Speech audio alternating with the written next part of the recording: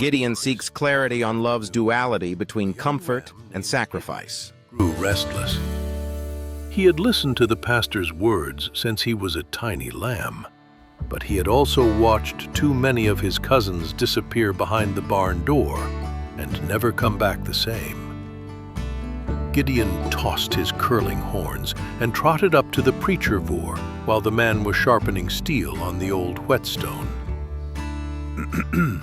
"The preachervore," Gideon said, trying to sound braver than he felt. "I've been chewing on something all season. You tell us you love us like a shepherd loves his sheep. You speak of mercy and a higher pasture. Yet when the time comes, your hand is the one that holds the knife. How can the same heart comfort us one day and bleed us the next? It don't add up in my head." The preachervore looked up from his blade, eyes calm, a little smile playing at the corner of his mouth, like he'd been waiting for the question. He wiped the stone dust from his hands and sat down on an upturned bucket so he was closer to Gideon's level. "Well now, Gideon," he drawled in that slow, porch-sitting way of his, "that's a fair knot you're trying to untie. Let me ask you something first. When you butt heads with the other young rams in the spring, are you trying to kill them or just see who's strongest?" Gideon stamped a hoof. "That's different. That's natural."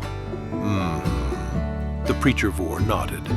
"And when the spotted sow over there roots up the garden and I have to mend the fence, do I stop feeding her? Or do I still scratch her back when she lets me?" The young ram shifted uncomfortably. "You still feed her." "Exactly." The preachervore leaned forward, voice dropping a notch, warm but serious. "I am not three different men, son. I am one. The part of me that speaks comfort knows the part that wields the knife.